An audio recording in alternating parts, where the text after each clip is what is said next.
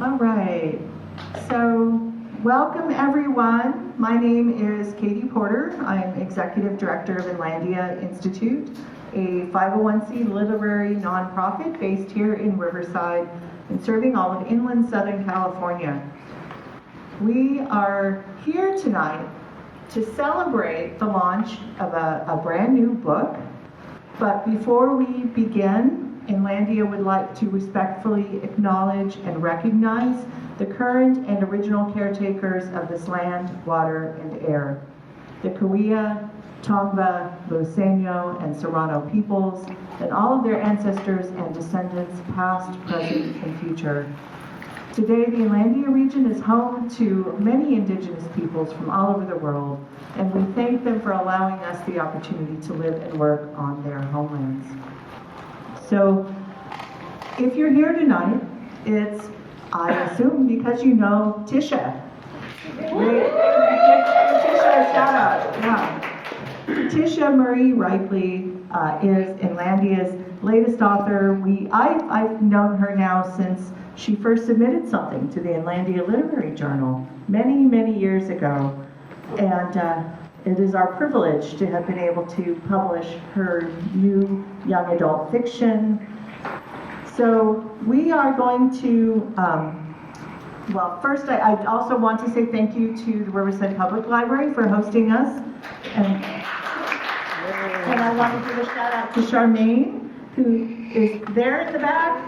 If you don't have a library card, she can hook you up tonight. For the event. So I want to thank you all for being here. I'm going to trip on this. You should just know right now.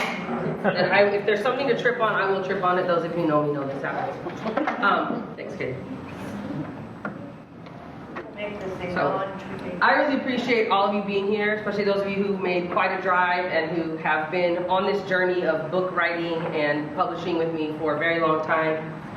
We have a great program in store for you. I just want to give you like kind of a rundown. I'm going to start with the conversation with the artist extraordinaire, Rosie Cortez. If you don't follow her on social media, you absolutely should, at Painted Rosie. Rosie and I are going to talk a little bit about our collaboration to create this. And then I have a few readers who are joining me today, people who I love dearly and who have been part of my writing life for quite some time, Nakia Cheney and Melissa Chadburn and Juanita Imants, aka Jem. And then Juanita and I will talk a little bit. I'll read some pages from the book. We'll talk a little bit more. And then afterwards, I'll sign books and you will eat cake because my beloved friend Michael has made us the most beautiful cake here today. So you can get, and he's known for deliciousness on this earth in so many ways, not just cake. And I really appreciate him doing that. And then we will wrap it all up. So that's the plan right now. So Rosie, come on up. So I've been looking, following artists on Instagram. I did some Google searches, but I was taking an ekphrastic poetry class. Ekphrastic poetry is where you write something in response to another piece of art. And I saw this painting. Is this the Dreamers? No, not anymore. We did see it on the website. Yes. So there was this painting called The Dreamers, and I was just mesmerized. And I'm looking at a lot of art, and I just kept coming back to this one painting, and it's a mother and her kids, and the colors and her face, and it was just like it mesmerized me. So I did some research on this artist, and I watched an interview that Rosie did with another Inland Empire artist. And in that interview, they were talking, and I'll let you elaborate a little bit more on this, but I watched them talking about their art, and I was like, I have to work with, she's my person. I felt like this drawn. So tell me a little bit about your conversation about the art that you've been doing. Yeah, so I mean, the Dreamers painting was the first time I was ever in a museum space. To me, that was a really huge milestone as an artist. And after that, everything opened up, and people wanted to interview me and see how find out about my story. And so this other artist named Paramala, she does these live Instagram chats with other artists to just talk about art, what inspires them. And so it was one of my first ever public interviews, and I was so nervous, and I just didn't know what would come of it, and little did I know that Tisha was actually watching that live. And in that live, one of the questions was, what do you see yourself doing after this? And I was just like, I want to paint, I want to do murals, like everything creative I love. And so I said that I was open to different projects, and that's what she heard, and that kind of gave her the green light to reach out to me. And so that just it's just one thing led to another, led to this. So that's kind of how that started. So that was really And I was real hesitant, and when I sent the message, you told me when we met in person, we arranged to meet in person. I came out here to Riverside, to the East Side Art House, where Rosie, you say works out of East Side? yeah. And so I came out here to see her studio space. We had lunch, and because food is very important to me, in case you don't know about that. Food. I'm all about food all the time. And I said, when I said to her, I was a little hesitant, but I'm so glad you agreed to do this. And she told me, I had just told everybody at the art house I wasn't taking any more commissions. I was like, what? But this was meant to be, and we found out we had a lot of things in common.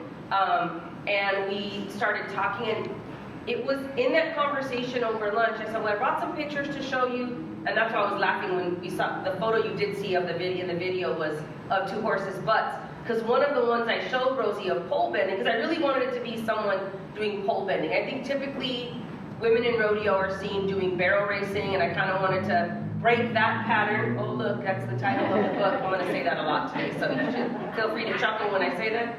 I think I'm funny, by the way. My students give me courtesy laughs. I appreciate you doing the same. So I showed Rosie a couple of pictures, but one of the ones I showed her was of the person going the other direction.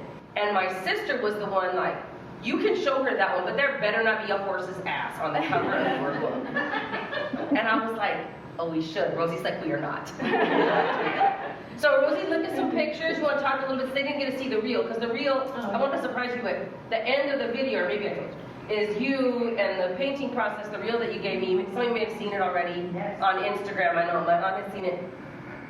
And it ends with her giving me the painting, which I was going to bring, but I was worried I would mess it up transporting it, because, that would just be my luck. So maybe talk to them a little bit about your process. And yeah, I understood, the type of horse that she was looking for, and I just got a ton of reference images and kind of pieced it all together. And I photographed the model, one of my friends in that pose. I went into this deep dive of just horse pictures from every single weird angle, and it was almost like a combination of, the mane was from one horse, like the crossing legs was from another horse, and trying to make it anatomically correct. And also it's just really interesting to learn about all the little intricacies, from the saddle, the way that it's tied, the way that it goes through the horse's mouth. All those little tiny details had to be correct in order for me to be able to paint something that was actually, based in reality, but technically wasn't. It was just all kind of like a puzzle that I put together. Yeah. And it came together so beautifully. One of the things I remember saying to you in that first conversation, some of the pictures I brought her were from actual rodeos, and if you've ever been to a rodeo or junior rodeo, the fence lines are usually covered with ads. Like some of the photos in the video, you'll see some of the Clay Corwin welding in Blythe, Crawford and Associates ditch lining from Blythe, right? So there's businesses that we know, but I was like, I don't want this to be set in that specific. And before I even finished my sentence, Rosie was like, oh, we'll do the Inland Empire Mountains and the sky in the back. So she knew. And if you have your book already, you'll see that the image continues onto the back. So Rosie sent it with the image continuing so we could have that on the whole cover. And I feel like it just worked out so well. You've seen the book. Do you feel like it captured, did justice to your work? I love how it came out. And what was interesting too was that, so I painted, I found a canvas that was almost exact dimensions as the book, so it could translate. And so what I did was, before I painted the figure, I actually photographed just the landscape, and then photographed it with. So this is actually the same painting, but I was able to reproduce it in a way that it was like a longer continuous. And they connect. If you see it flat on the screen, you'll see that image connects across. It's amazing the way that she did that. So, Yes. and so tell us a little bit about the work that you're doing now. I know throughout Riverside you've been really, really busy. Yeah, actually, I have a painting right now at the Cheech. If you have time to stop by and look at that. I've just been doing, I'm doing a really cool mural project with the Native community here in downtown Riverside. So look out for that in the spring. And yeah, just been very active in the community and like the art studio that I work for. And so we're always just trying to find like next projects and just, you know, keep sustaining ourselves as full-time artists. Like, cause it's hard out there and you know, it's all a dream, right? Like, and like finding ways to make sure that we can continue creating like whatever art form it is, whether it's writing or painting. Like that's one thing we connect over is just like trying to just keep our art going. And it's hard. So buy art from living artists. I saw a thing, dead artists don't need your money. Living artists, look for living artists. You can see, the Cheech stays open late tonight, right? Later. I think, yeah, usually around 9. Around 9. So you'll have time when we're done here to go over to the Cheech if you want to check out the art. Her painting that's there now, and the exhibit that's there now is called Indigenous Futurism. It's amazing. And did you have murals, if I remember correctly, in Moreno Valley too? Did you do a project out Yes, there? so I did one in Moreno Valley. I did 2 in Moreno Valley. Yeah, and They're gorgeous. Thank you. I love those too. So I've just been staying really busy for sure. So good thing that I got her to do the painting before she got quite so busy. So thank you so much, Rosie. Let's give her a hand for all of her. Just one more thing I'd just like to add. If there's anybody in the audience, so I'm part, like I said, about the Eastside Art House. It's a collective art studio, and if there's any writers out there who are going to publish books, I just think that this was such a special collaboration between like artist to artist, and if you're ever looking for another artist to do your cover art, you can always reach out to me and my studio, and we can find an artist that can align with your story as well. I love that. At Painted Rosie.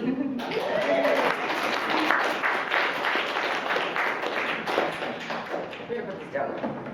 My hand is sweaty. I was talking to another artist about, not about this event, but about another event. And he was like, well, you're going to host your own event? I was like, have you met me? I'm a total control freak. So anyone who knows me knows this is not a surprise, right? All right, so I'm going to start by introducing my dear friend, Nakia Cheney. Nakia and I did our MFA together at Antioch University back in the day. We finished that in 2009, Citron cohort. And Nakia and I have since been working together on now our 3rd anthology for the organization Women Who Submit. We're an organization of women and non-binary writers that empowers people to send their work out to literary journals and fellowships and residencies and to participate in literary citizenship. And every other year we put together this amazing, and I'm not just saying it's amazing because I was the managing editor for the first 2 and now I'm the advising editor for the editorial team. It's an amazing collection of work by women and non-binary writers, and Nakia's publishing house, Jammy Publishing, has been so gracious and worked with us over the years and endured all the crazy that is me and my director, who's not here so I can talk about her, but I'll tell her I talked about her, so that we can continue, and it's been an amazing partnership. Nakia and I have also talked about, are now working on, or will be working on, an anthology of writing by the women who work at Escuela de la Raza Unida. I teach narrative writing to preschool teachers in Blythe, California, and Nakia and I are going to be working on an anthology of their completed stories next year. So, bring up Nakia.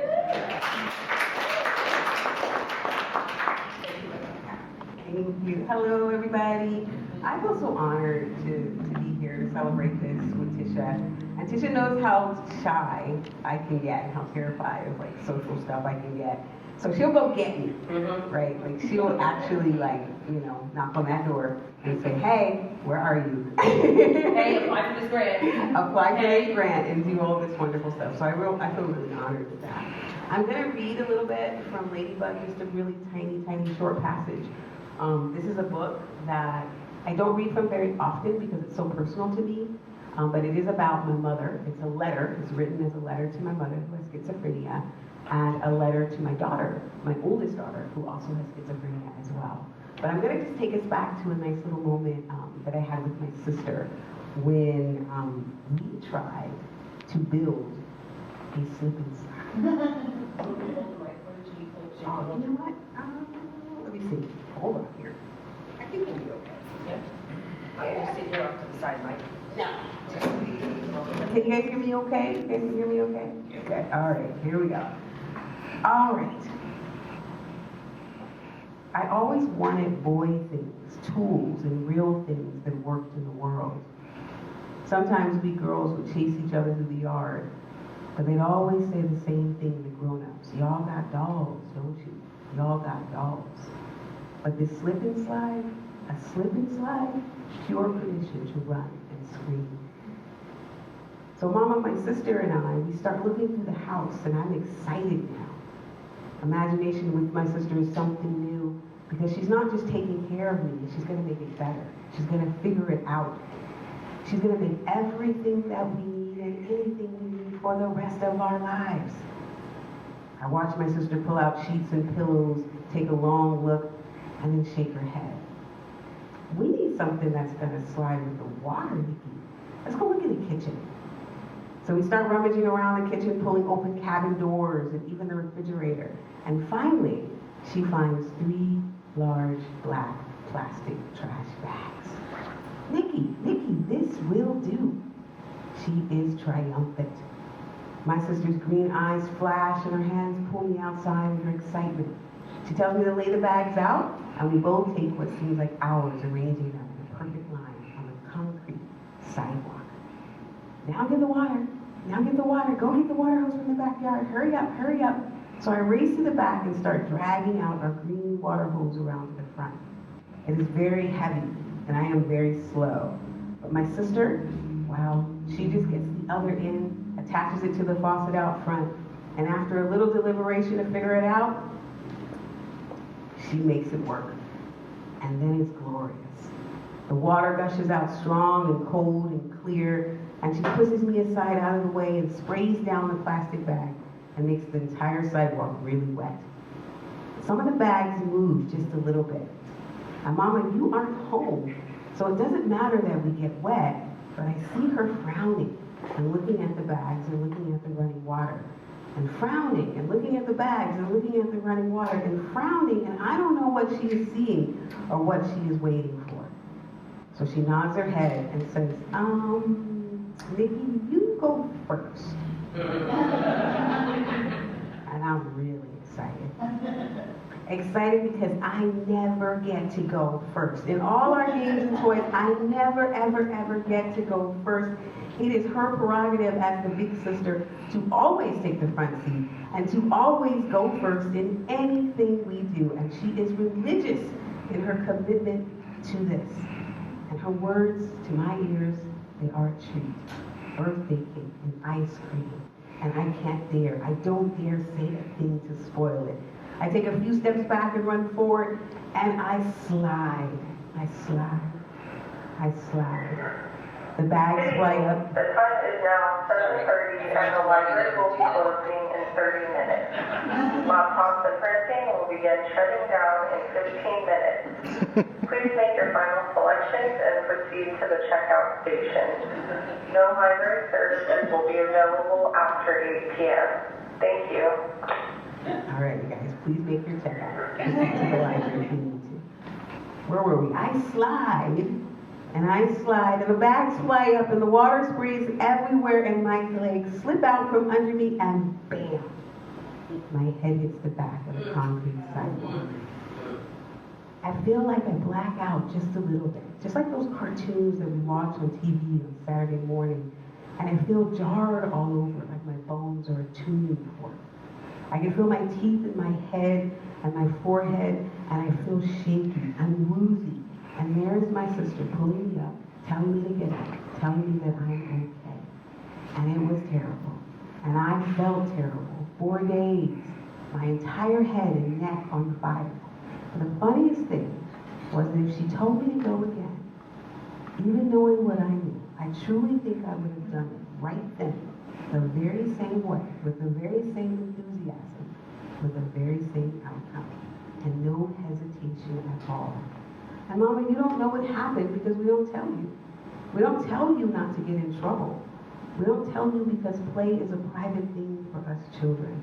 It is a thing we do alone, just around the corner while you grown-ups visit and cuss and talk and drink and laugh and yell in the kitchen.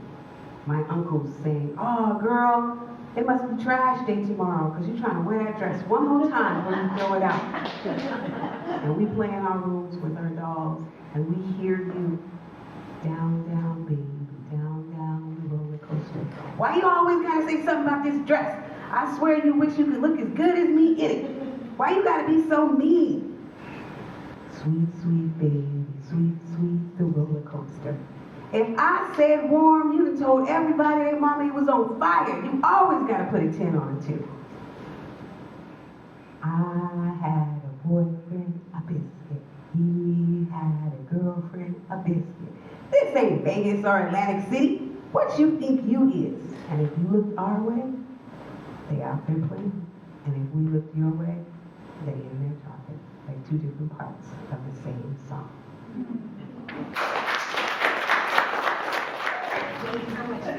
Thank you, Nakia. Oh, we dropping a weird thing. Still over here dropping, making a mess of things. I love that book so much. Nakia's book, her memoir, Ladybug, is for sale in Zealandia. If you don't have a copy, if you would like to get one, Katie will be selling them after the reading and conversation. So you can purchase a copy. It is a beautiful, beautiful letter to your mother and daughter. I just love it. Next up, also a citron from Antioch University. Melissa Chadburn was in the same cohort with me and Nakia at Antioch a long, long time ago. And for about 10 years, after we graduated in 2009, and for about 10 years, one of our friends who could not be here, Diane Sherlock, kept us in touch with a weekly check-in. So even though we all lived in different places, we kept in touch every week. People checking in, how you doing? This is what I'm up to. And then fast forward to 2017, and I did a weird thing and quit my job and then decided to go back to school full-time, with hardly any income. And so I set a bad example, apparently, because then Melissa came to go to USC with me as well to do her PhD in creative writing and literature. And we had opportunity to share an office when we TA'd for gender studies. So Melissa and I have been on this road for a long time. Please welcome Melissa Chadburn. Doctor. Thank you, Doctor. I couldn't pick a better person to doctor with. Thank you so much. And that was so beautiful, Nikita. Thank you. So,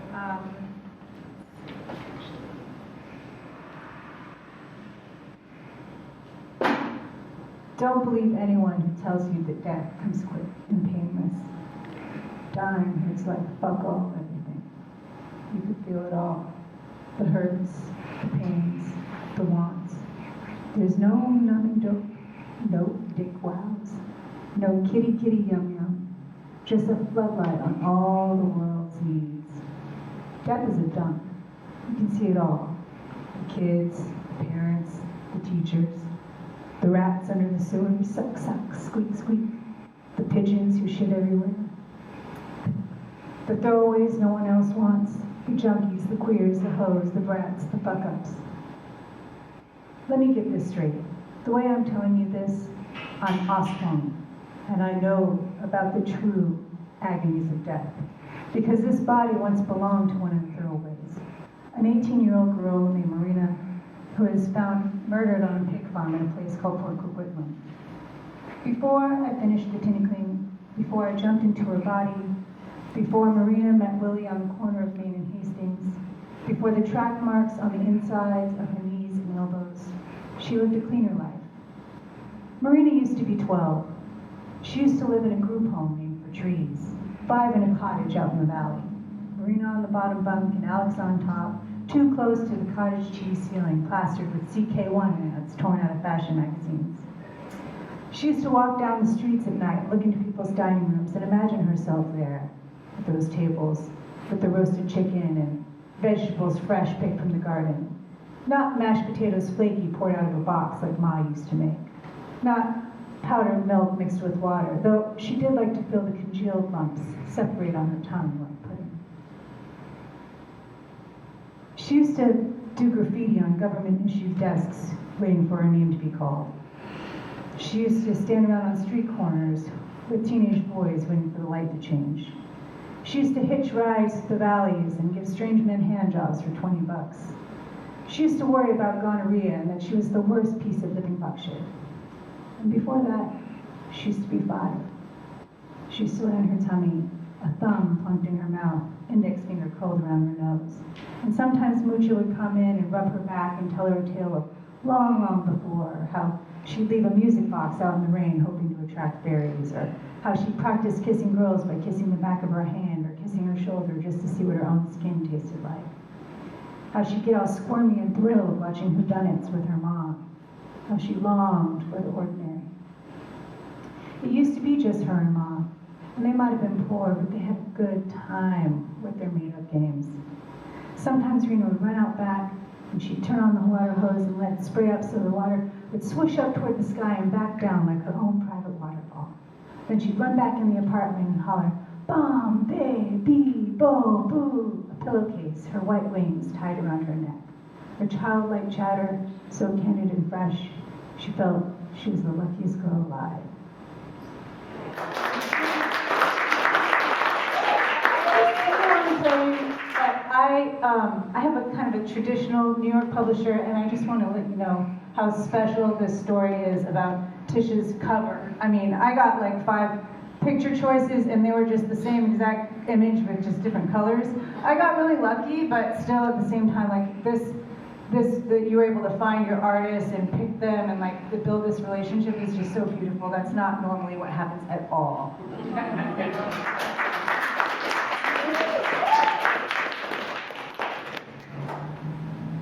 Melissa's also been the person who, I would say like at least once a week tries to FaceTime me, because we're both a little phone inept. So she will try to FaceTime me and I will try to answer, and then she's like, no, I didn't mean to do that, I'm driving. So we will often call each other on our drives back and forth and commiserate over our job search opportunities or lack of opportunities on occasion. So it's been a journey, and I'm so grateful that you were able to be here. Melissa's novel, A Tiny Upward Shove, has just come out in paperback. Melissa will be selling and signing books on the table with me after the reading. And then finally, there's so many things. There's just so many things. You know, there's that person in your life who always enthusiastically reminds you how great you are. And I'm very fortunate that I have a lot of those people, many of whom are here. And Juanita Imants, aka Gem, is one of those people. I had a lot of commentary on my event process. Like, it should just be you. You should just be reading your book. And I was like, nah, kid. You know why? Because this is an opportunity to amplify other voices. When else would you get to hear the amazing memoir of Nakia Cheney, the amazing fiction of Melissa Chadbourne, and in a moment, the amazing Tales of an Inland Empire Girl, is that what you're reading? By Juanita Imants, who is without a doubt one of the most enthusiastic supporters of writers. She has a podcast, and she will amplify other writers' voices on a regular basis. And so I am so grateful for her friendship and for her support and for her encouragement all along throughout this process. Please welcome Juanita Imants.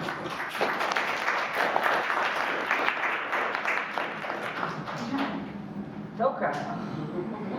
I'll say the other part at the end because I don't want you to cry before you read. She's trying to make me ruin my punk rock girl eyeliner. Yeah, I just want to say to all the Melissa and Nakia, both of you are two of mine. I love hearing you read extemporaneously without notes. Hearing you read from Ladybug, we're doing AWP together. Such an honor. And Tisha, your book, you know, the reason why I love YA, probably because I was a juvenile punk rock high school dropout, but the best books to me are always YA. They're my favorite. I love young adult boys. So thank you, Tisha, because I don't think there's another book about a country Chicana from the Inland Empire. And I'm kind of country too. My dad was white, he was a cowboy, my mom was Mexicana, but she loved Freddie Fender. So, I'm We'll just hold that gonna, against her. yeah. So I'm just gonna read this little section from a story called Stay Gold that was inspired by Essie Hinton. And it's about me and my two best friends in high school at a club called Maryland's in Pasadena. Tracy parks the car. We stay in the car to finish our drinks, and we watch the throngs of boys with mohawks and girls with purple hair and pierced noses. I drink every drop of my wine. I feel dizzy but elated. Tracy and I finish Melinda's beer, and I do a shot of tequila for good measure. Cheers, bitches, Melinda says. We walk up to the club, and I see a Matt Dillon look-alike. I swoon inside and tell Tracy, he looks just like Dallas from The Outsiders. Tracy whispers back, you should go up and talk to him. You look great tonight. But we get in line.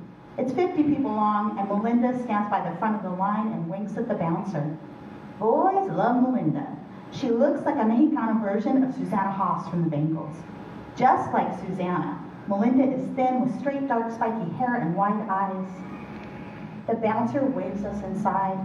It's loud in the club. A Depeche Mode song is on and the electronic dance beats of I Just Can't Get Enough fills the air. The music takes over me, and I dance in a circle to this corrosion with Tracy.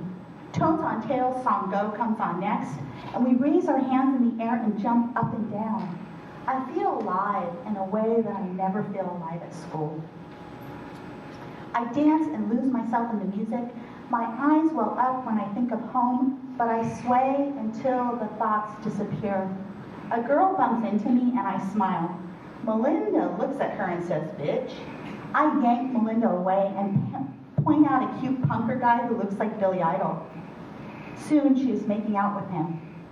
Tracy and I dance around the club and finally get the nerve to ask the DJ to play The Smiths. He obliges and we dance to the song Ask. I fall into a trance listening to the swooning yearning of Morrissey's sweet and aching voice. I feel my eyes start to water and I shake my head. Two boys in all black with big messy hair and eyeliner ask us to dance. They are trying hard, maybe too hard to look like Robert Smith. Tracy and I do our dance where we wave our hands in the air. Excuse me. To the music. We talk in fake English accents, laughing, and we pretend to be robots. We giggle, both buzzed, link arms, and dance in a circle. Besties and witches forever, we chant. Two phrases repeat in my head. This is joy, this is life. The boys walk away. Melinda takes a break from making out with fake Billy Idol to walk over to us. She raises an eyebrow and looks at me, which means stop being a dork. We're having too much fun, so I wave away her judgment. Tracy, Melinda, and I dance in a circle to Susie's Cities and Dust. My head spins from the music and the alcohol and the colors from the strobes that flash in my eyes. I feel as if I could dance forever. Thank you. Local heritage, Mexican mom, white dad, and if you heard all the references to music in her book, that's another thing we have in common too. That we have in common too is that that's an important part. And if you missed it, when we started, I had a playlist going, and there's a QR code on the sign over there, and I'll put the music on again after the reading. And if you purchase a copy of the book, you will also get a bookmark that has the playlist on it, because I think that music, it's important. I think you're the one who told me I needed a playlist too. Like, yeah. So all along in this process, like, we've been kind of encouraging each other throughout this process to make this playlist.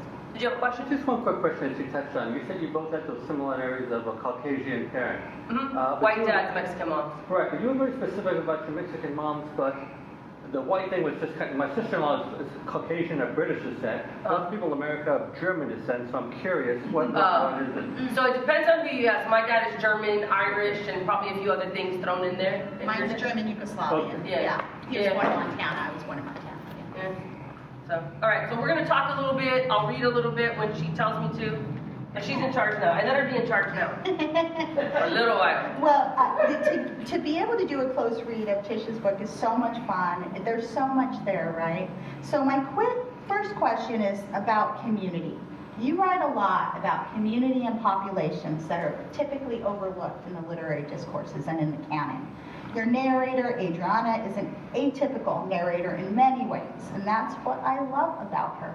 She defies expectations. I think that's her goal, and she goes against the grain. She says, all I've ever wanted to be is a cowgirl. So the narrator is also blue collar at her core. I mean, that's clear. She's constrained by her family's economic position. Horses are expensive, which I thought they were expensive, but I didn't know how much. Can you talk about how your book deals with that intersection of economics, race, and class? And then read us a part illustrating this. So, those of you who knew me growing up know that there are a lot of similarities between Adriana and me. She's not me. And one of the things that I did very early on to separate myself from her is she's not in Blythe, which is where I went to high school, which is where I competed in most junior rodeos in Blythe, Havasu, Needles, Parker, Arizona, Yuma, Arizona, Brawley, maybe once in Indio, but all over that kind of I always joke that I'm only an Inland Empire rider because I'm as far inland as you can go and still be part of the empire. So that's why they let me hang out here in Riverside, because I've lived in Los Angeles my adult life. But this idea of growing up riding horses and it being expensive, I didn't fully know how expensive when I was a kid. I knew that we weren't rich. I knew this. We had what the character in my short story, Get Back On, calls a hand-me-down horse. It was given to my sister and I from my uncle, my dad's youngest brother, and she was old. But that didn't stop us from competing and winning. And then the next horse we got, my dad, this is not in the book, but my dad fixed a guy's air conditioner, and he was coming through town with a load of horses, and my dad fixed his air conditioner, and he's like, well, you can have one of the horses, because I don't have money to pay you. So my dad and I broke and trained her and rode. So again, as a kid, I didn't realize this, but looking back, most of my competitors had professionally trained horses. And so my dad's a mechanic. My mom at the time was what we used to call a secretary. She was an administrative assistant now when she retired. But my parents worked really hard, and they provided everything they could for us and gave us these opportunities. So I wanted to capture that in the novel, and I think it's very clear early on in the first chapter, the way that Adriana looks at other characters and the way that she interacts with, it's not really on the other side of the tracks, but the other side of town, right? There's the part of town where wealthy people live, in any town, it doesn't matter what town you're in, right? There's that part of town where wealthy people live, and there's the part of town where we lived. Usually we were on a dirt road somewhere, gravel. My mom hates it when I say dirt, it's gravel road. She hates it when I call it a trailer. It's a mobile home, it's not a trailer. But the same concept, right? Like, we were working class people, we grew up in that environment, and so I'm going to read a little excerpt. And are you going to go sit over there? Yeah, I'm going to read. So I can stand up. I told her I'd like to read, and then my butt's wet from sitting in the water supposed to the things. Now the library guy has my wet butt on camera. Okay, you can hear me in the back? Yep. Yes? I think I'm okay. I think you can hear me, right? I can project louder if I need to. So this is not from the very first chapter. I'm going to let you read that on your own. It's a little ways in, but it also gets at the next topic that Juanita told me how to talk about. This is when they are at Fiona's place, which is where Adriana boards her horse in exchange for doing work. Fiona is a family friend, so she doesn't pay to board her horses. People ask me why I don't have horses in LA. Because I don't have LA horse money. Still, it doesn't matter that, you know. So, and this is where she has an interaction with that boy that everyone thinks is cute, right? His name is Clay. Behind me, I hear the whoosh of Clay's rope and thwap as it hits the dirt next to me. I whirl around, pick it up, and jerk it hard to throw him off balance. He still has that stupid sideways smile and chews his gum in exaggerated bites. You look like a cow, I shout at him. My mom honks twice from the main road, so I hurry away from him. And you missed, I say. He jogs up to me, coils his rope in rhythm with his steps. I was trying to heal you. I slow down. What? Why? He runs ahead of me and turns around to walk backward in front of me, coiling his rope as he walks. But I'm not very good at it. Heard you were, though. I want to push him and his fake modesty into the dirt and stomp over him. Look, they're gonna add team roping to the next 2 junior rodeos and the finals. He pushes his baseball cap up, and for the first time, I notice his eyes are the same color as his jeans. I stop and listen. Since Eric will rope with his cousin, I figured you could be my partner in September. He looks at me in a way that makes my stomach feel funny. You could use the points. Mom honks again, more insistently. Why would you help me beat Janelle? I shove past him. Oh, because you're a terrible boyfriend. What I don't need in my life right now is a guy who only wants one thing, even if that one thing is a team roping partner. I'm not worried about her. She can't rope. But she could learn. And her dad will buy whatever horse she needs. Maybe screwing Janelle over could be my reason for accepting his proposal. But could I betray Eric and Rob like that? They'll beat Clay no matter who he partners with. I run up the gravel drive out to the highway where Mom has pulled over to wait for me. She won't come down to the barn, says it makes her car too dusty. Just think about it, Clay yells after me. He continues behind me, but the sound of his rope cutting the air gets farther away. He only asked because I'm left-handed, and if I heel for him, we have a distinct advantage. Pearl doesn't need to be fast. I'm that good. Started heeling for Dad when I was 8, when he still had a horse and time to rope. If I partner with someone else, that'll be 2 teams better than Clay's. Now winning the all-around saddle means I need a header better than Clay. But who? I could ask Blanca, but then she might win the all-around cowgirl saddle. Josh is a healer too, so that won't work. What if they partner up? I've got to find someone better than my friends for sure. Another problem I wish Fiona was here to help me solve. I climb into Mom's old Buick, shove her grease-spotted red apron onto the floor. She lifts her chin, gestures toward Clay. Guinness! Her voice insinuates more than a mother should. She's hopeful I'll find a boyfriend, thinks it will make me more ladylike, and I'll quit all this rodeo nonsense, as she calls it. Your attention, please. The time is now 7:55, and the library will be closing in 5 minutes. All laptops must be returned to the kiosk and printing completed. Now's a good time for a Please photo. begin making your way to the elevators on the 3rd floor terrace to exit the building. No library services will be available after 8 p.m. Thank you. Thank you. I'm going to read that sentence again. She's hopeful I'll find a boyfriend, thinks it will make me more ladylike, and I'll quit all this rodeo nonsense, as she calls it. Does he go to your school? Clay? I gesture behind us at the shiny truck. They live on the other side of town. She looks in the vanity mirror on her sun visor to check her eye makeup. Her hair is coming out of its bun, so she smooths it down. She just got off work, so roasted chile still lingers on her skin. Es chulo, no? No, only he thinks he's cute.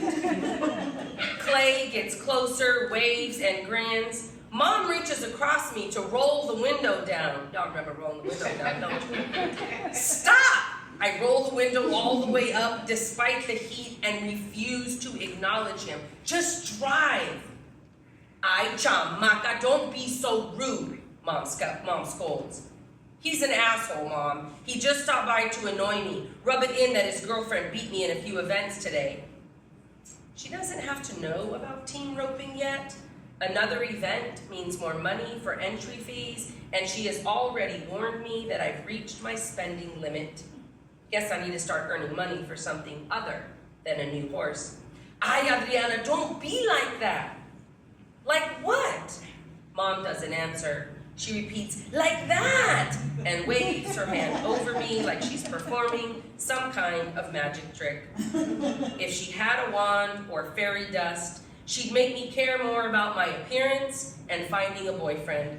She was devastated when I refused to have a quinceañera, so she's helping mi tía Laura plan one for mi prima Marita. Not that we could afford the kind of party they're going to throw. It also irritates Mom that I don't like to cook with her or want to be a dancer like Marita. All I've ever wanted to be is a cowgirl.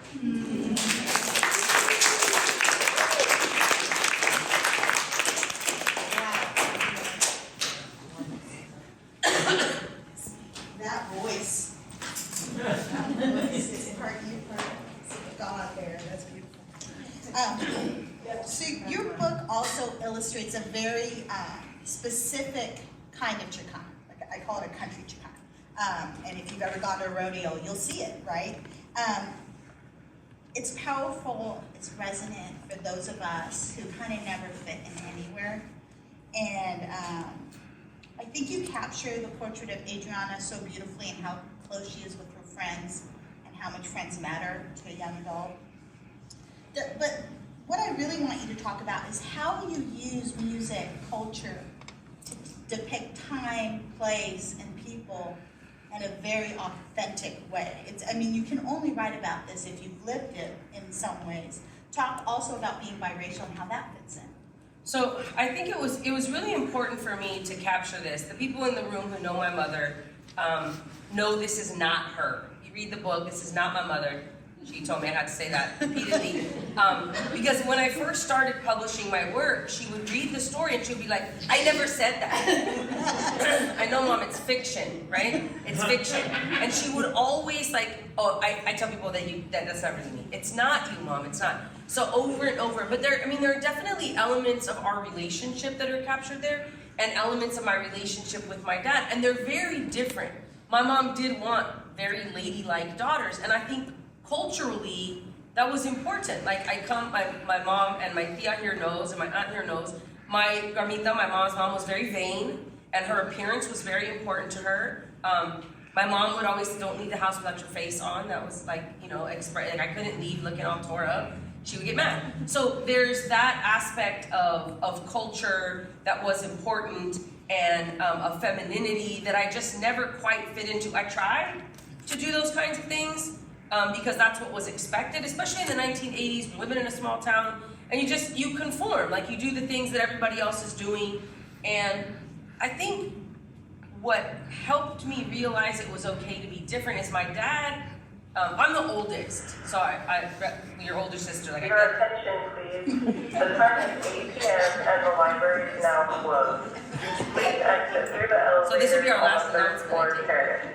Inside library services will reopen tomorrow at 10 a.m. Have a good evening. Thank you for visiting the Riverside Main Light. So I'm the oldest of 4. My sister and I, and then 10 years later a brother, or maybe 8 years later a brother, and then when I was 20 another brother. So my sister and I, the only sport we were allowed to do was rodeo. Our town was small. My dad was like, you're not playing with boys. He caught me playing football once at an elementary school. I was quarterback because Patty Worley went to church and told him, your daughter's the best quarterback. And he said, Patty Worley, I find out my daughter's been playing with them boys and I'll have your job. I was like, Dad. So he ended my NFL career. But he would let us compete in rodeo because there wasn't, our partner was a horse or him. If you'd seen the video, you would see my dad's gonna cry when he sees the video. I'm just gonna tell you right now. There's 2 pictures of events that I did with him, and it was an opportunity for us to be a little rough around the edges, to not have to conform to those kind of gendered expectations. And it's not that he ever said that, but my dad, I think without realizing it, raised us to be feminists, raised us to be very independent and self-sufficient, and I think that I really tried to infuse that in Adriana's character because I think it's necessary for our survival. You grow up as a young woman in this time period, and it's definitely why I am the way I am today. I mean, anybody who knows me knows I'm still just a little rough around the edges, And I feel like I'm not even sure if I answered your question now that I've been talking. Music. What about Yes, so a lot of the music in the novel, so there's 2 kinds of music in the novel and on the playlist. And a lot of it is the kind of country music that I grew up listening to. But as a child, there's also the music that I played in rebellion against, right? Like, oh, I'm mad because you won't let me do what I want to do, so I'm going to go blast music Like my dad hated Prince. He thought that was just, you know, we grew up very Catholic, so like anything that wasn't sanctioned by God was like devil music. I was like, Dad, it's not. No, you can't listen. Like there's all these restrictions about the music. So there's that kind of tension between the character and the parents and that rebellion that I think comes out in some of the music selections. But she is without a doubt very close to her dad, and so some of those music selections, there's allusions back to their past and her childhood when they bonded over that, her and her dad. So, yeah, I'll read that part. This is a very short passage. Also, if you haven't known, I'm a little bit under the weather. My voice is not always this bad. So this is a chapter. This is actually a chapter that most of the chapter is set at the high school. Thank you to Inlandia for nominating this chapter for a Pushcart Prize. I really appreciate that. Made me very happy. But it starts off at home. So I'm just going to read this short excerpt at home with her dad. And my mom's not going to be happy that the chapter starts like this. Shit! I must not have set my alarm and I'm going to miss the bus. I jump out of bed and hurry through my morning bathroom routine. I race into the kitchen, one sleeve on, pants still unzipped, socks in my teeth, kicking my shoes ahead of me. Dad sits at the table, slowly stirs raisins into his oatmeal. Was my clock wrong? Why aren't you at work? Well, good morning to you, my precious only daughter. Are you always this pleasant in the early hours? He points at the steaming bowl across from him at the table. No raisins in yours, just a little extra brown sugar. I zip and sit and try to put on both socks at the same time. Seriously, why are you here? I have a doctor's appointment before work. So I turned off your alarm, fed the animals so you could get a few more winks, and I'll drop you at school on my way. The doctor? Why? What's wrong? My heart races, and I worry Dad might be sick like the other guys who work with chemicals and never take a break. He waves my concern away. Just to check up, I'm as healthy as always. Nothing gonna stop your old man. He savors each spoonful. You can slow down, we have time. He up nods at the clock on the wall. We'll leave in about 15. I relax. Thanks, Dad. I try to enjoy the sweet, cinnamony mush in front of me. Heard about your work on that new Colt. I swallow the lump of oatmeal. You did? Figured you'd tell me about your new job with Doc when you were ready. If this was breakfast with Mom, we'd be having a totally different conversation. Jobs.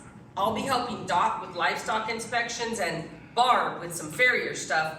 She knows so much about horses, not just hooves, teeth, and psychological stuff. She's a smart woman, that's for sure. Glad you found work you enjoy. He looks down at his scarred knuckles, stained cuticles. Just make sure you don't lose sight of your college goal. Keep those grades up. He glances toward the bedroom door. You can't afford a break from rodeo this late in the season if you want that saddle and a chance at a scholarship. I roll my eyes. I know, Dad, geez.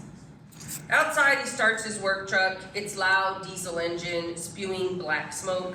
He turns up the radio and sings along with Waylon and Willie about belt buckles and dying young. This used to be your favorite. Come on, honey, sing with your old man. He continues, loud and off-key. Dad, you're so embarrassing. Embarrassing? You used to love when we performed this for your mom. Come on, sing with me, pumpkin. She hates this song, but I sing along about babies growing up to be cowboys. I change the lyrics to cowgirls and leave out the don't. No.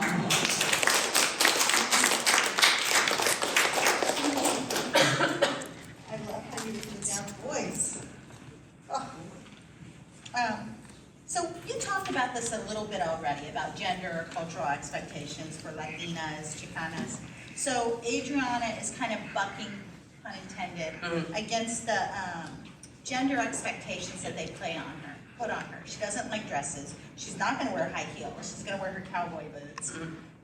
You talked a little bit about the mother-daughter relationship, but talk about the young adult narrator's voice and her view of her mother and why she doesn't want to fit into that rubric, why she's trying to break the pattern of how people experience femininity, or femaleness, I should say. Well, and when we talk about these things all before, it's not just bringing these on me. So I think part of it, what I really started thinking about is, I don't know if she's always conscious of the fact, as a young person, I think today's young people have a lot more role models and a lot more guidance about not having to conform. But I think, the book is set in the 1980s. Most of us remember the 1980s, right? I just, we didn't have social media, we didn't have the internet, and we knew what was around us.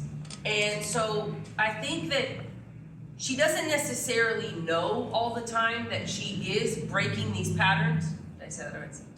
Yes. I think that a lot of what it is that she's stubborn, and she wants to do what she wants to do. And she feels like, here she is, she's taking care of a lot. You'll see in some of the other scenes that I'm not reading tonight, but she takes care of a lot of things on her own. She has to, because of this relationship with her mother that is problematic, because her dad is always working so much, and her mom works a lot too. They just have never had, and if you read the book, you'll find out why they don't have a very close relationship, and it stems from her childhood. So I think she's always had to do things on her own, much more than I did as a real life human. So again, it's not me anymore. But it's just that she keeps trying to do what she thinks is right, even if it doesn't, it's not in agreement with what her mom or Tia Laura or Maritza, her cousin, think are right.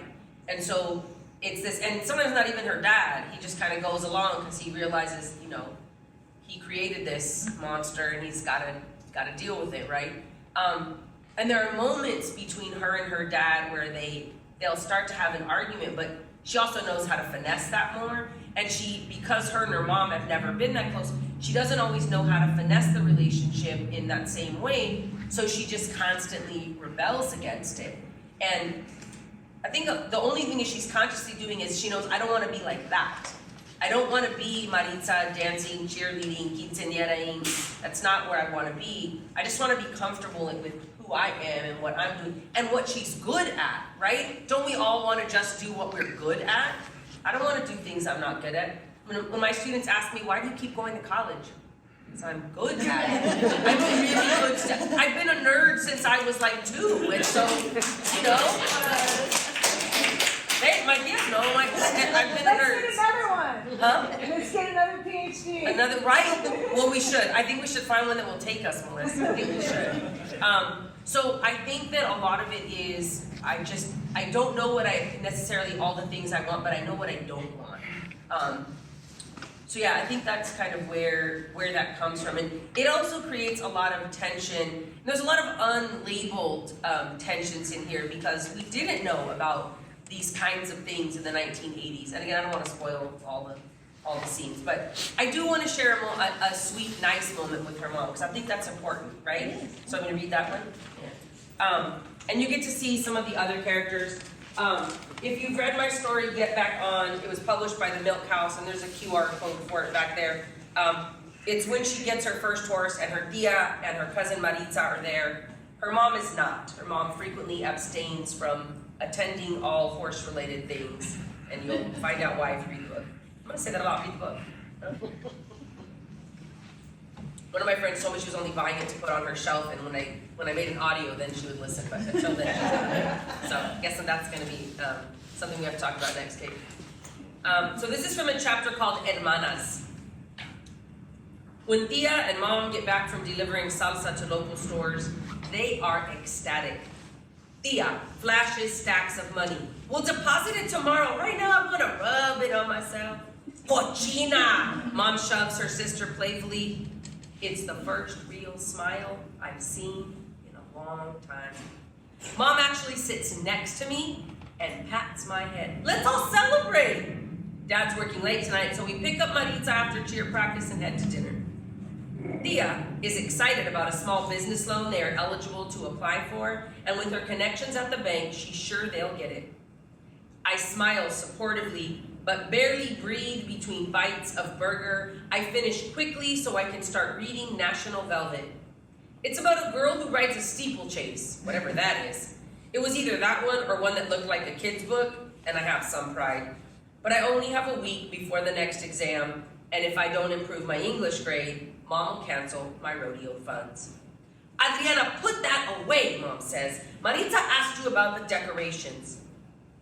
Maritza and I haven't talked much since Gabriel broke up with her, but I'm sure she doesn't want my opinion. It's okay, Tia Sonia, excuse me. She gets up to go to the bathroom.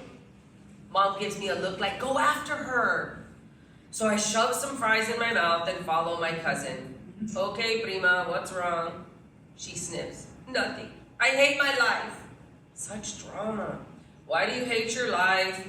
I pick bread out of my teeth in the bathroom mirror while she finishes in the stall. She flushes. Were you really peeing in there? No. And I smell her breath. Maritza, seriously? What's wrong with you? I'd only seen girls throw up their food on after-school specials when we were younger. You better be sick. She hugs me and starts crying. I saw Gabriel at the mall with some blonde girl and she was buying him stuff. Now I'll never get him back. And without Gabriel, I don't have a partner and I don't even want this stupid party anymore. I know that last part isn't true. Maybe Eric would be her partner and then I don't have to wear some stupid pink dress. But I can't offer his services without asking. We'll find someone, is all I say. This is as important to her as the all-around saddle is to me. I wait with her while she fixes her makeup and rinses her mouth 1,000 times. My fries are probably cold by now. And when we get back to the table, Mom and Tia look even happier. And they don't wait for us to sit down before they squeal like little girls. Look, Tia Laura says, points at the sticker on the front of the restaurant menu. Proudly serving Hermanas Herrera salsa. She reads out loud. They brought us this. She takes a spoon and puts it in the bowl of tomato mess. And your mom made a face. I asked to speak to the manager, Mom said triumphantly. When he came to the table, I pulled this jar out of my purse and let him taste it. When he asked how much, I told him I'd give him a discount on a case if he puts these stickers on the menu so everyone knows where it comes from. She hugs me and claps her hands. She hasn't hugged me in a long time. They make a plan to visit a different restaurant in the area each day. We can pretend we're food critics for the newspaper or something, Tia says. Restaurant reviews could get us good publicity, Mom adds. They both clap and squeal more. For at least a moment, Maritza forgets her own sadness and smiles with them.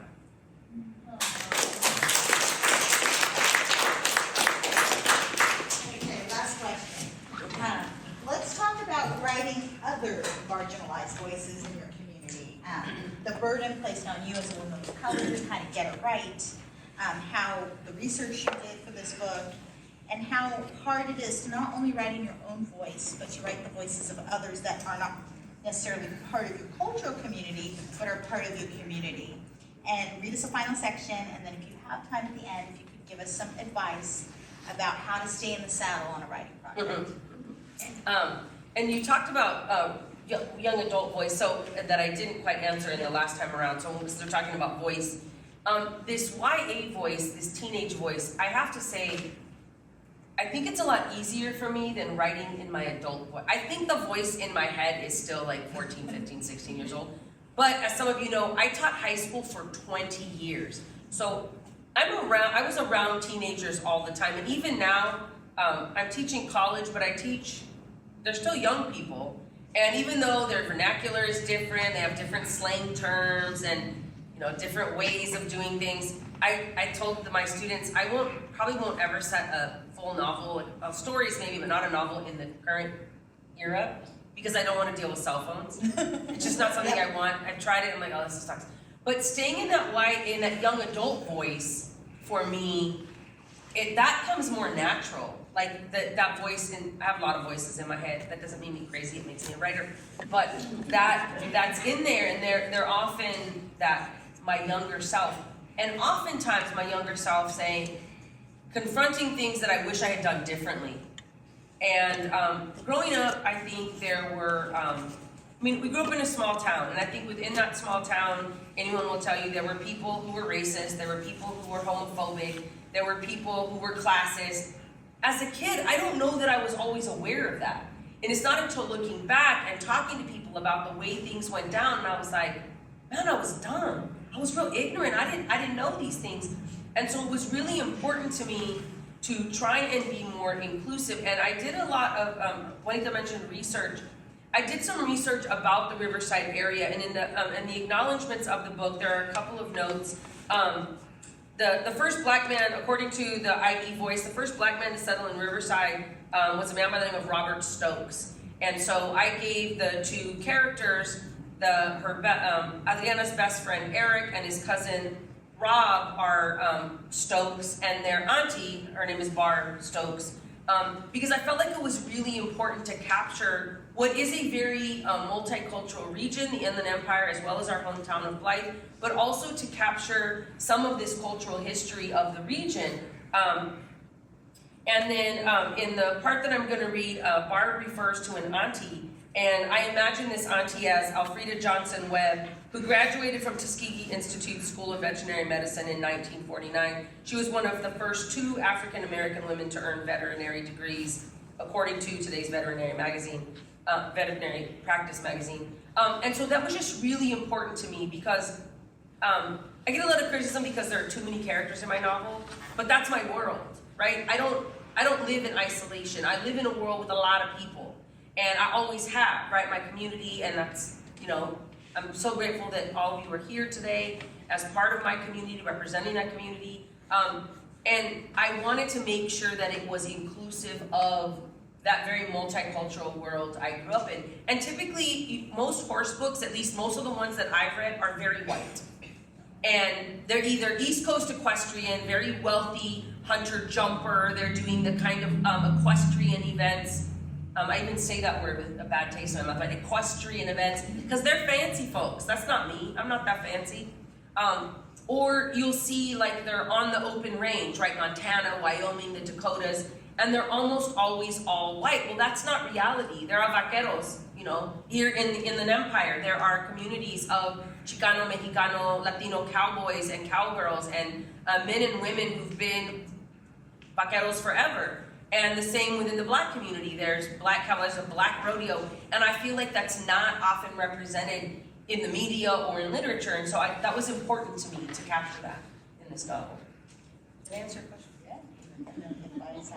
Oh yeah, after I read them, we'll talk about staying in the saddle. Oh my God, the saddle. Not getting out. Okay, this is a little bit longer excerpt, so bear with me, okay? You're not tired of listening to me yet? If you're sick of me yet, use this time to go to the bathroom and get a drink. You won't hurt my feelings. I don't really have those kind of feelings, so, you know.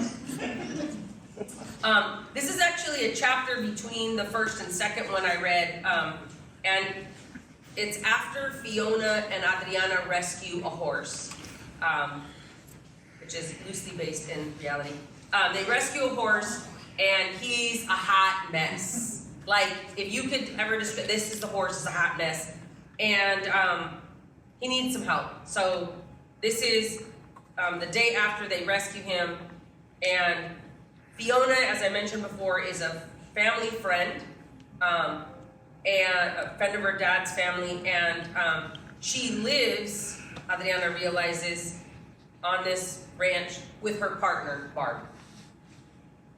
Waiting for Barb the next morning, I can hardly concentrate on Pearl's workout. Pearl is the horse that she rides most of the time that's real old and slow.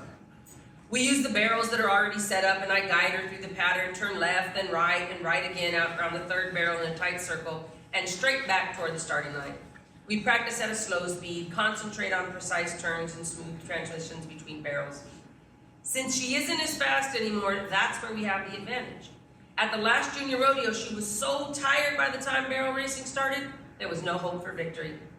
I glance over at Shadow. Hope he has potential. That's the rescue horse, Shadow.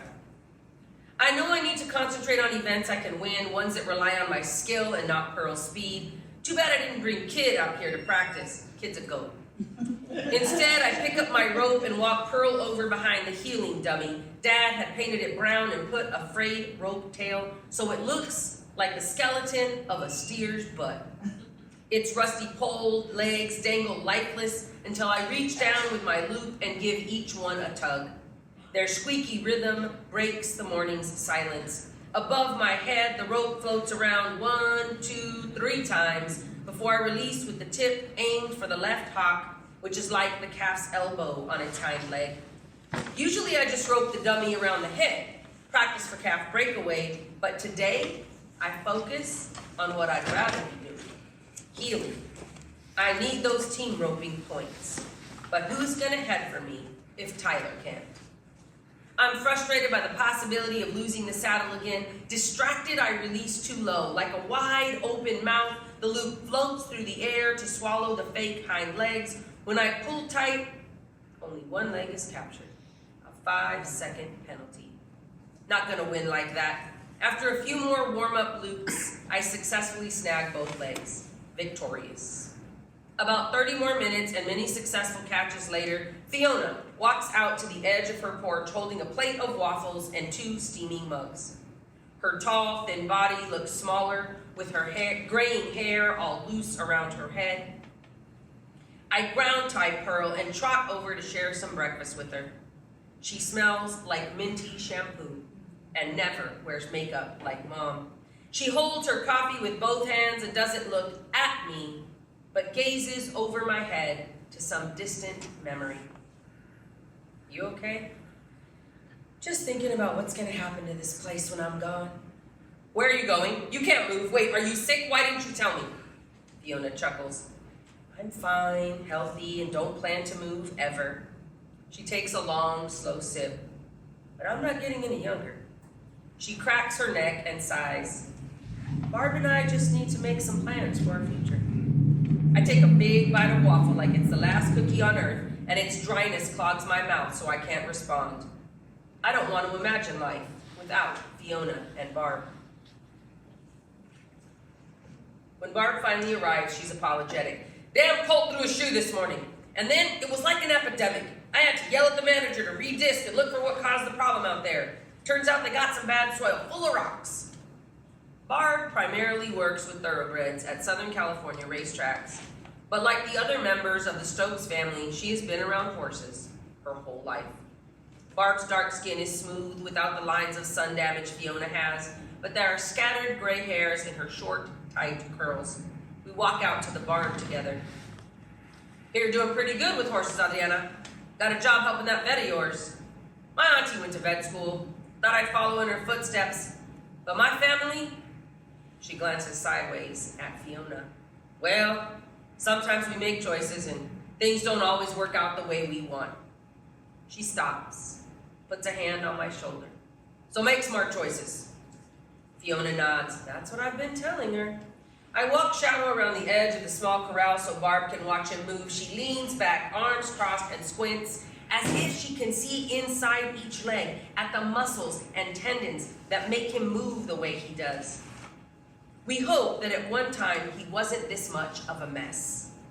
When I ask him to trot, he understands and tries despite his messed up hooves. Barb watches a different leg each time he stops. After one's around in each direction, I'm a little winded. We take him over to the last tie rail we normally use for washing because the water drains away best. She opens his mouth and checks his teeth. I'm surprised he lets her. As far as I can tell, he's about 4 or 5 years old. She pulls back his lips and turns her body out of the way so I can look. See these? Tusks don't come in until about that age, and these centers, she grabs the lower ones, they're permanent. Shadow snorts at her when she lets go. Oh, quit your fussing. Barb reaches in her pocket and opens a palm full of sugar cubes under his lips. You've got the good life now, man. Barb knows so much and never went to college. Maybe I don't need to either. I can concentrate on junior rodeo now, keep Pearl for team roping later, work with Barb and help Doc. That can be my life. This leg looks good, nice stitches. Adriana did those, Fiona responds. Shadow wouldn't let Doc near him. She treated his wounds and bleached his thrush. She looks at me. You'll need to do that again today. I know, I will after Barb's done. Barb frowns at me. Fiona says you want to try and ride him once he's all healed up. Train him to compete? I nod, still stand at Shadow's head, slightly tense and ready for him to set back or get wild when Barb touches his hooves. Then you gotta get him around men before you ever enter a competition. They'll be all over that place. She makes a face like she bit a lemon. I can ask Eric and Josh and Rob to come by. They both laugh. Fiona with her soft, throaty sound in contrast to Barb's deep one, clearly meant for the outdoors. Boys will do for now, she winks at Fiona. Next time Doc's here for something else, walk this one around him. Let him smell the testosterone. She shudders, like the thought of it hurts her. When Shadow was trotting, Barb had noticed the right front hoof occasionally clipped the inside of the left front fetlock. Every fourth strider show, it isn't serious. Looks like he had some work done on his hooves when he was younger. The neglect has to be recent. But you can correct that, right? She nods at me, trims Shadow's hooves, and sings about a good-hearted woman who loves a good time in man. I giggle as she invents words that don't really make sense or hums over phrases she doesn't remember. Leaving Shadow's head to watch her, I'm amazed by her skill with the file, how fast her hands move back and forth. By the time she's on his last hoof, Shadow is almost too relaxed, puts his weight on her so she has to grunt and shoulder him back into place. Looks like he might be yawning.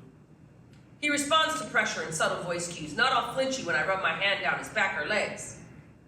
I worry about the butt I hear in her pause. Barb stands up and stretches her back. You've still got your work cut out for you, young lady. Horses are like people. Sometimes they'll bury old pain and let you get close. But something could remind Shadow of his past and all his anger could come back. Worse than an ex-boyfriend, know what I mean? I nod, even though I don't know, and wonder what ex-boyfriend she's talking about.